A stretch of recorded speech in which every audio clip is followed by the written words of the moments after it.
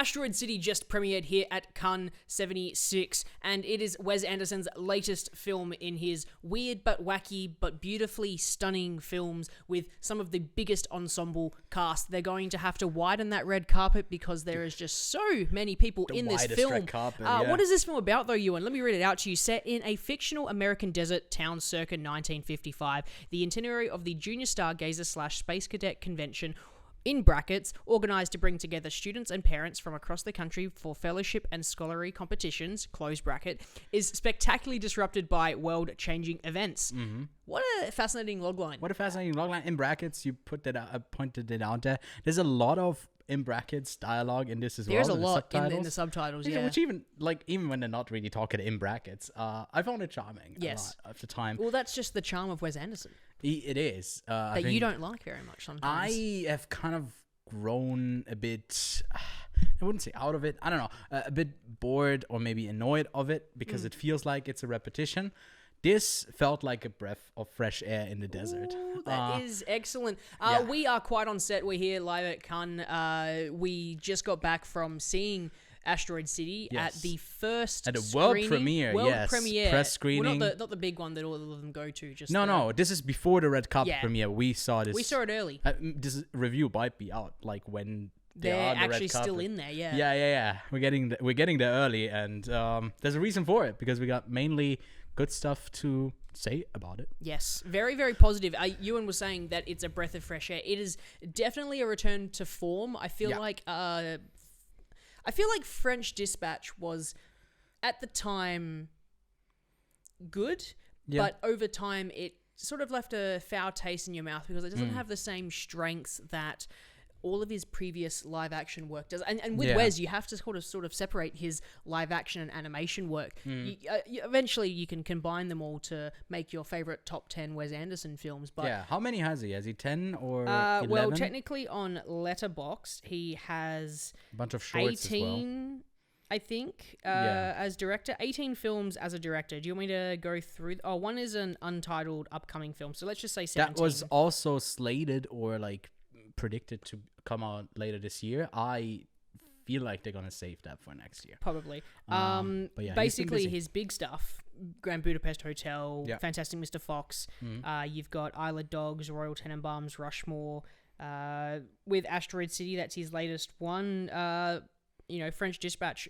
I would say Grand Budapest and Fantastic Mr. Fox are his strongest in that filmography. What I wanted to bring up is that it's still a majority live action. He only has made 2 animated, and I'd love to in stop motion, and I'd love to see more of his animated stuff because that's what I tend to gravitate a bit more towards because I feel like his style works particularly well in that scenario. And here you just get a lot of cameos and a lot of performances, not just cameos.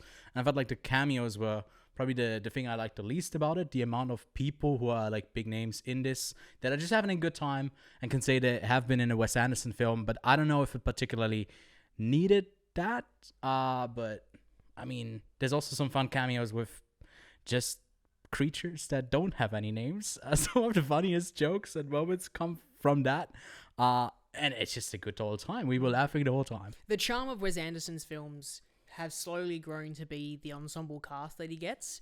I can't fault him for that because that is one of the many aspects that make a Wes Anderson film a Wes Anderson film. Yeah. I don't think I could say that I didn't enjoy every single person in this film because whilst, yes, most of them are acting, they're mostly just actors, and they're mostly just painting themselves at times. Yeah. Other than the ones who are really going hardcore into it. But you don't get someone who's going deep into a role with Wes Anderson stuff, which is unfortunate because I feel like Wes Anderson can definitely do some pretty emotional beats in some of his previous films through some pretty good acting. I actually say Fantastic Mr. Fox is probably the most emotional of all of his films. Yeah. But the ensemble cast is wicked. It's great. There's so many people in it. Some people that are less in it than I was expecting.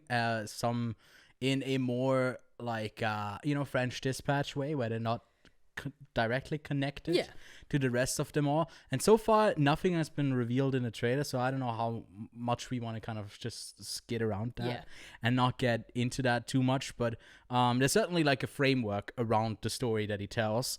And I think it was at times really charming, really funny. To me, at one point, it did become a bit repetitive. Every movie that Wes Anderson uses narration around his story. Yeah, no, of course. It's not like something that I really have present in my mind when I think about the film itself.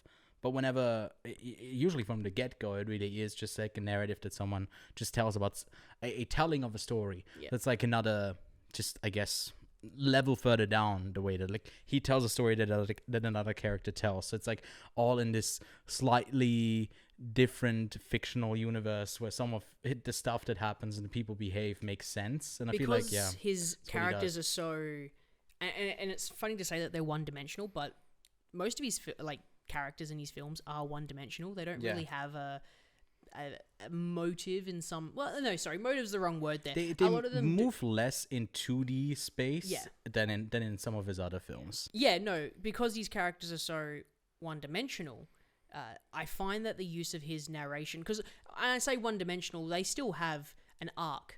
Unlike in Black Flies, where they don't have an arc. That's another Cannes film that coming up in every crazy. single review. But because these characters are so one-dimensional, he uses the narrator to give them basically as an exposition dump for the character.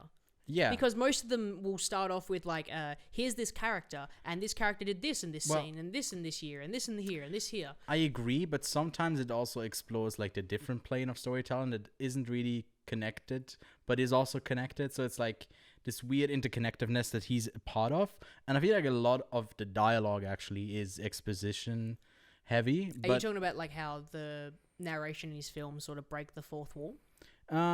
Yes, the fourth wall that he establishes in the film. So like there's a 16th wall technically, you know, if you go further down. It's but it, like I love that that doesn't matter at all in this Wes Anderson film. It doesn't matter what layer you're on at all. But there's also some lovely performances. I think Jason Schwartzman specifically stands out. There's like one scene at a window. You know what we should do? Oh, so funny. What we should do is quickly just read out the cast. The cast in this film. So here we go. Jason Schwartzman, Scarlett Johansson, Tom Hanks, Jake Ryan, Jeffrey Wright, Tilda Swinton, Bryan Cranston, Willem Dafoe, Edward Norton, Adrien Brody, Liev Schreiber, Hope Davies, Stephen Park, Rupert Friend, Maya Hawke, Steve Carell, Matt Dillon, Chau, Margot Robbie, Jeff Goldblum, Sophia Lillis is another one that's Tony Revolori. Oh, and Fisher Stevens, who's also in Succession, the guy with the really small. You got neck. Super excited in the film when that happened. There's so many A-list celebrities in this, and when he was on screen, I looked over at Lachlan and made this face. You were so excited. I was so excited. A stacked cast. Yeah. And some of them are used more. It's like weird. It's got a lot of these scenes where like there would be a cameo moment, but it's got like 8 of them. Right. And I don't know if I always needed them, but they were always kind of something that's on the side that didn't always include like the entire cast. So I feel like that's how they got like this huge cast. That not everything was like an ensemble scene. And ultimately, I think it's fine.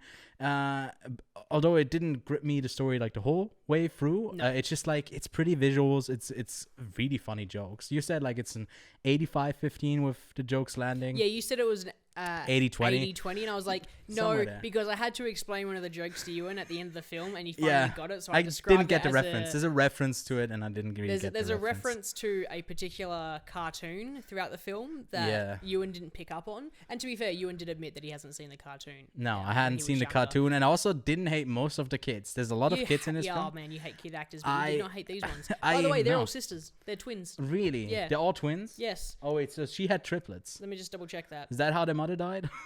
Probably gave birth to 3 kids. So it wasn't the 3 weeks, it was like triplet. 7 years. Okay. Yeah, they're all triplets. They got incredible chemistry. And I feel like, they're triplets. Yeah, and communicate. I guess they can communicate. That came through so well. They played off each other, and it was great. Some of the other kid actors, some of the not the space cadet, but I guess the other ones didn't really work for me. Like the Maya Hawke's, yes, those kids. Are they all? It's just assumed to be her kids. Yeah, Maya Hawke's sure.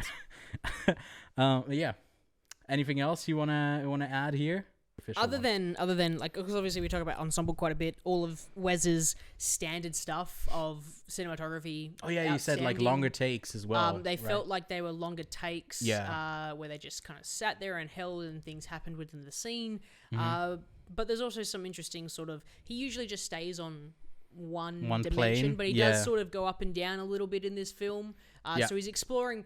He's realizing that there's a 3D space out there instead of just a 2D space. So congratulations to Wes on that one. But all of the stuff is pretty good. Good music. I love the colors as well. Yeah, they incredible color grade. Color grade. Really good little opening with there's like an animation of a train that really set the mood. The stop motion stuff is really charming. I think one of the only things that I struggled to get with was the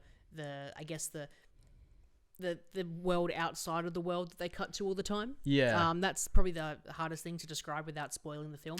Yeah. That was one of the things that I struggled with because I felt the story, again, was the most lackluster part of his film. Yeah. It's not as convoluted as French Dispatch, which is what I was hoping for. Unfortunately, because French Dispatch had so fucking many storylines that you couldn't just hook onto a character, but you jump onto Jason Schwartzman and Scarlett Johansson's character because they would be considered the main two protagonists. I'd say so, and you can enjoy their relationship and what builds between them. And it's the same with some of the other characters as well because we get them throughout the entirety of the film. We don't have them for 15 minutes and then he cuts to a new story. Yeah. So that's good. I'm glad he's doing that. Yeah, again. A lot of the characters are just like one stick. Like Maya Hawke has like that one scene that she gets that like a couple times. Tom Hanks gets like kind of the same thing he does. Steve Carell gets the same thing he does. Matt Dillon especially gets the same thing that he does over and over again. So by that you kind of get a sense of who these characters are in that, I guess. I almost just spoiled it there. But and I think that's narratively smart. Yeah. From what he tells ultimately, but I didn't really like when we kind of left that story as well, when there was a bit of a shift, and we do get to change that quite a bit in this film, and I didn't really need it like at each scene break because this is one of the first movies where Wes also, I'm on first name basis right now because we were interviewed by the publicist, so we're hoping for a quote on the trailer or something, although I didn't really only say positive things to her. Anyways, first name basis, Wes, where was I at? I wanted to say something, now I forgot it. Professional podcast. So thank you for joining us here on the Quiet on Set channel once again. We've got plenty more films. No, you're done now. Yes. I'm done. Star rating? We agreed. 4. Right? 4. It's a solid 4. It's not his best. It's not his worst. Not his worst by a far. I don't know. Yeah, no, by far not his worst. It's one of his better ones for sure. And hopefully gonna be a big hit over the summer that a lot of people can enjoy in the theater because you'll have a good laugh. Go seek this out in theaters. We can recommend it. We just saw it with a full theater and we had a great time. So go check that out. You can also find more reviews here on this channel. I'm doing reviews. I think you might be doing reviews as well, right? Yes, do we want to tease that? On my channel. He's definitely doing it because I said it now. Because I just spent the entire day editing that. It's your gun video. Day in the short. Day in the can. Day in a can. A day in a can with Wes Anderson. I've just spent the whole day editing the video of me. Yes, go check that out. Stuff. It's a short. We can link it in the description as well. And then thanks so much for tuning in. We also did a live stream going over I think 15 movies or maybe even more, or maybe 20. 20 movies. Go check that out. There should be some videos out for the biggest ones there as well. But thanks so much for tuning in, and we'll see you soon. We got some closing words from Lachlan right now. Have a day.